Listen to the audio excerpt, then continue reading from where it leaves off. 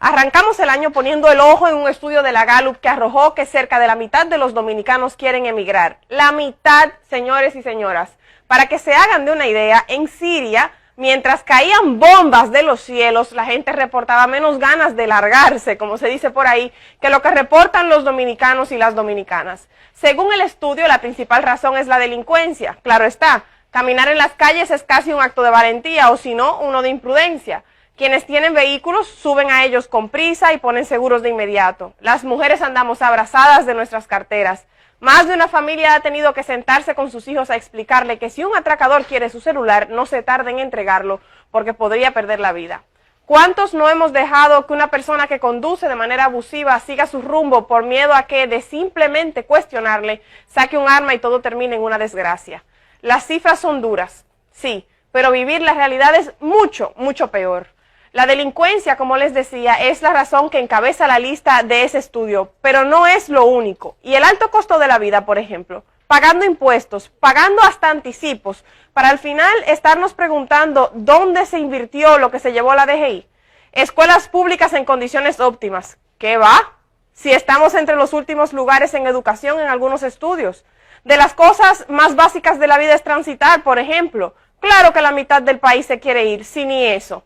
A pie te atracan. La condición o las condiciones, mejor dicho, del transporte público parten el alma. Y si andas manejando, no te salva nadie de que un agente de tránsito se invente una multa para cobrarte por olvidarla.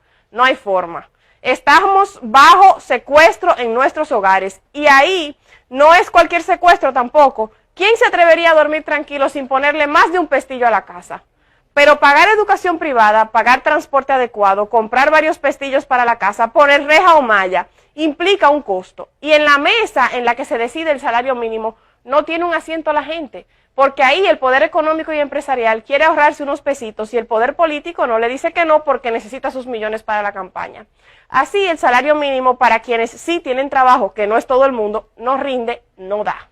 La canasta básica en promedio supera los 30,000 pesos y en el sector privado el salario mínimo es cerca de 12,000 pesos, en el público 5,000 pesos, es decir, menos de la mitad. ¿Y cómo tener vivienda propia? Si además de los impuestos y los anticipos hay que pagar por servicios básicos, hay que tener inversor o planta porque la luz se va y cuando llega hay que pagar la cara. Y lo del agua. El agua, señor, es algo tan básico. De los hogares que sí reciben agua potable, más de la mitad se pasa más días sin recibirla que recibiéndola. Más de medio país sin agua potable, pidiendo camiones, comprando agua, llenando cubetas en pozos lejanos, bajando y subiendo lomas para buscar agua al río. Y poner un reclamo, imposible. La burocracia en República Dominicana es un verdadero impedimento para todo. Vivir en este país es una odisea. Esta situación es terrible, definitivamente, pero quiero sobre todo resaltar la heroicidad de la gente, que se despierta cada mañana, sale a poner a funcionar su inversor, su planta, su bomba, lo que sea, y busca su agua, se alista, sale a trabajar mirando para atrás por si viene un atracador, deja primero a sus hijos en el mejor centro educativo que puede, llega a su trabajo, hace su mejor esfuerzo, paga sus medicamentos de su bolsillo, porque algunas aseguradoras se hacen las locas, como dicen por ahí, y mientras se frustra con las situaciones del tránsito o con las imprudencias en las vías, una emisora proyecta la voz de un periodista vendido, otro serio denuncia que las autoridades le escuchan las llamadas o le leen los mensajes y no pasa nada. En el Congreso no hay mayoría para aprobar las leyes que protegen a la gente, por eso no se aprueba la prohibición del matrimonio infantil, pero si se reparten unos billetes o unos carguitos, la Constitución se reforma rapidísimo. No le culpo ni le puedo culpar si llega a su casa y le dice a sus hijos que con el narco o con el rifero del barrio no se metan, que no les denuncien, que nadie los va a defender porque el policía de turno tiene con ellos un acuerdo secreto, pero a voces que quedará impune.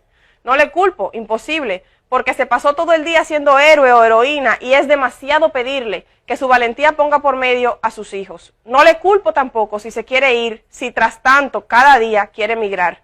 Por eso les decía que los números como ese, de que casi la mitad del país quiere emigrar, son duros, pero la realidad detrás de esas cifras es aún más difícil. Felicidades en este nuevo año a todos los héroes y las heroínas del país por su esfuerzo, por su fuerza. A pesar de todo, a pesar de tanto, este país tiene cosas inmensamente buenas y la primerita es su gente. Volvemos contigo. Estaba dando la ley 63 y 17, a lo cual le pedí su documento y digo, mire señorita, usted está bien, todo bien, usted está buena. Con lo buena que usted está. Con lo bueno que usted está, permítame su documento, eso respetar.